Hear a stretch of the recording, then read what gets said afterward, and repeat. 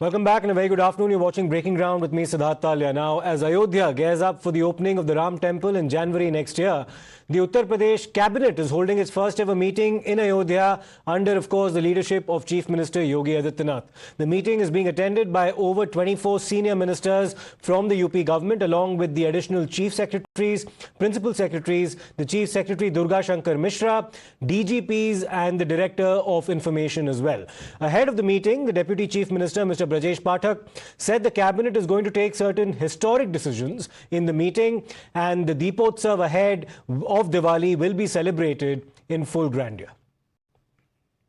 So that, of course, is something that's coming from the cabinet meeting to be held in Ayodhya. Yogi Adityanath, the Chief Minister of Uttar Pradesh, along with his cabinet colleagues, also visited the Sri Ram Janmabhoomi Mandir construction site in Ayodhya. They also offered prayers at the Ram Lalla temple. The date, November 9th, holds significance as the Supreme Court on this date 4 years ago in 2019 had passed its unanimous verdict in the Babri Masjid Ram Janmabhoomi case, paving the way ultimately for the construction of the Ram temple. खास पल का दीदार करने के लिए देश के कोने कोने से जो लोग हैं, श्रद्धालु हैं, वो यहाँ पर पहुँच रहे हैं। हमारे साथ देखिए उड़ीसा से आए हुए कुछ लोग हैं, हम उनसे भी बात करने की कोशिश करते हैं। क्या नाम है आपका? सर राम प्रवेश चौधरी। राम प्रवेश जी, ये बताइए कि दीपोत्सव होने वाला है 11 तारीख को। 21 लाख दियों से जो अयोध्या होगी वो रोशन होगी, और इसके साथ ही जो पूरा का पूरा जो योगी मंत्रिमंडल है वो आज पहुंच रहा है, तो कितनी खुशी है आप लोग?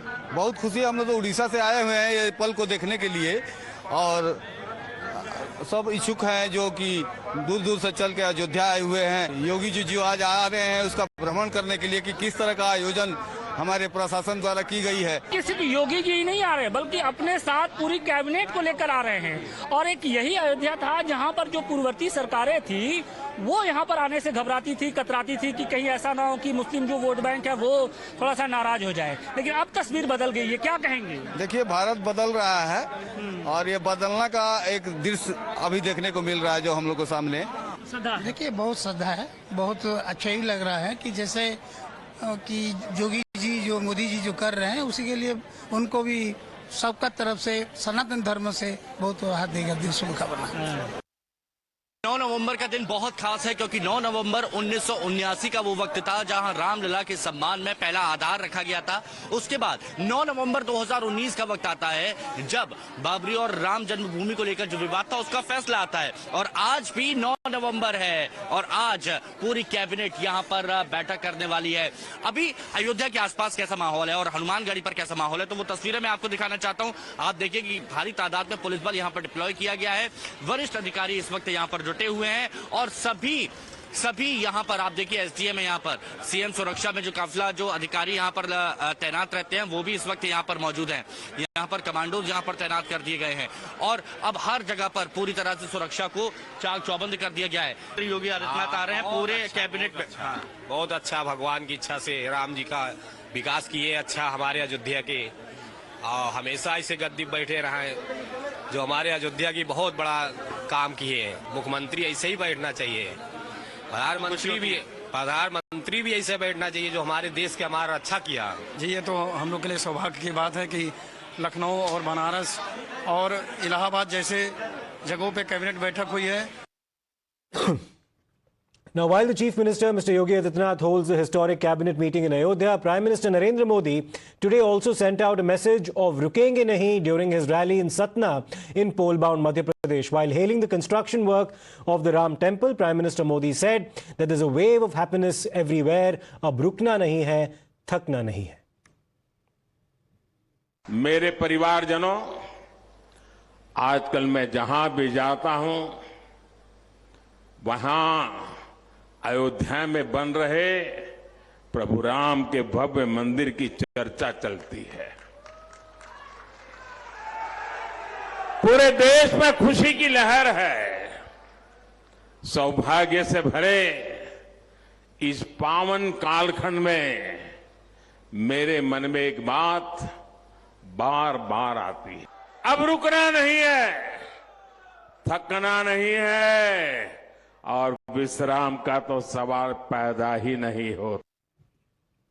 Well, let me go across to my colleague Mohit Bhatt for more on this. Mohit, what did the Prime Minister mean when he said रुकना नहीं है, थकना नहीं है और विश्राम करने का तो सवाल ही पैदा नहीं होता?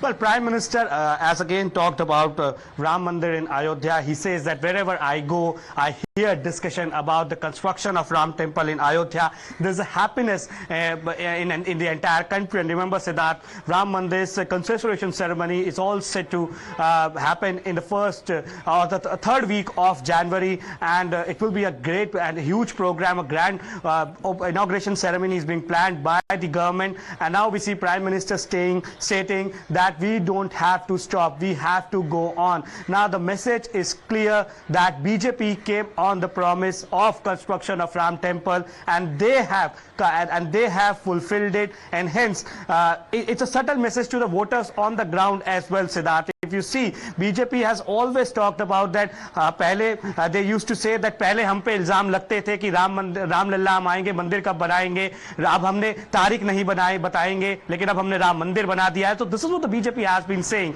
that we are the ones who always talked about Ram Mandir. We are the ones who took the first step when it comes to the construction of Ram Mandir, and in few months from now the construction of Ram Mandir will be completed. So Prime Minister Narendra Modi in a clear way has also made a very subtle pitch of Ram Mandir in run up to the elections in the state of Rajasthan, Chhattisgarh and Madhya Pradesh. Clearly these are the three states where the issue of Ram Mandir can have impact on the voters on the ground, and that is why PM has said this.